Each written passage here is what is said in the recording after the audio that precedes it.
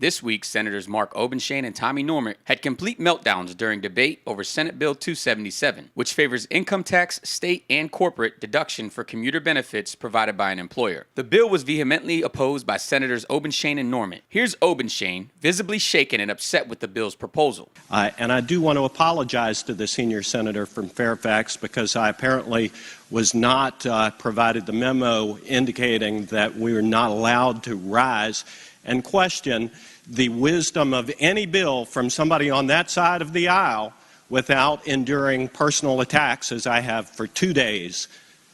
And I would say that that is a most unfortunate turn of events, and I would hope that we could resume our cordial relationships with one another. My comments were not intended as a personal affront to the senior senator from Fairfax or to any member of his caucus. It was to point out the disparity in treatment that was being provided to different parts of Virginia. And while I acknowledge that there may be no farms in Fairfax County, there used to be, and last time I checked, there were a handful of grocery stores.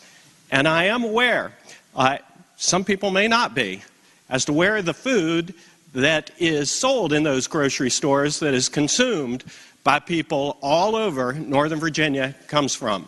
And it ain't Fairfax City, and it probably isn't Fairfax County, with the exception of the one remaining farm up there. So, Mr. President, I again would ask for a little bit of red on this bill, and it's not meant with any offense, or it wasn't intended to impugn the integrity or the intentions or the motives of the people on that side of the aisle. Senator Norment decided that he was going to attack the president of the Senate, Lieutenant Governor Justin Fairfax, after Fairfax told Obenshain that he could not speak to the bill again until all other senators that wanted to speak to the bill for the first time had a chance to do so. Fairfax quickly put Norment in his place, reminding Senator Norment that this is a written rule in the Senate. Suggest, Mr. President, not in an admonition way, but just in an observational way, to direct a comment at a senator during the course of the argument, which you know is going to provoke a response, and then that individual to try to respond without being called upon probably is not adhering even liberally to the parliamentary debate.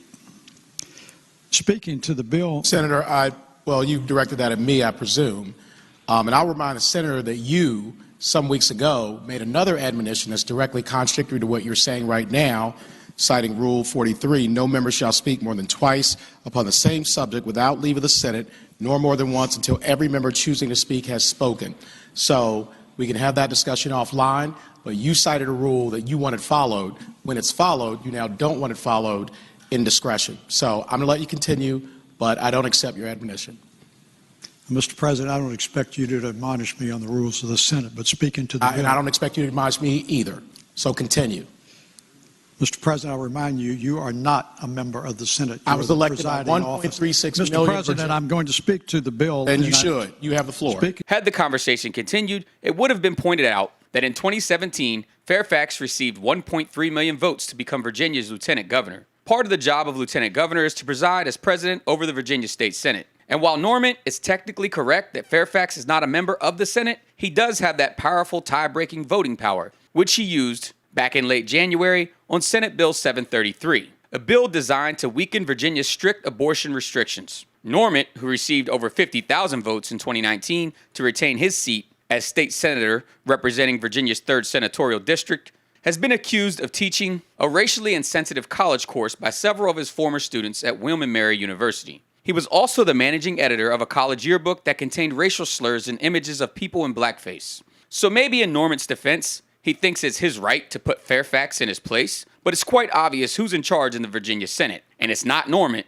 and it's definitely not Obenshain. The bill passed by a vote of 28-12. 7 Republicans, including Fairfax's 2017 general election opponent, Jill Vogel, joined Democrats to vote to pass the bill. In the Breaking Through newsroom, Theodore Whitelow, Breaking Through News.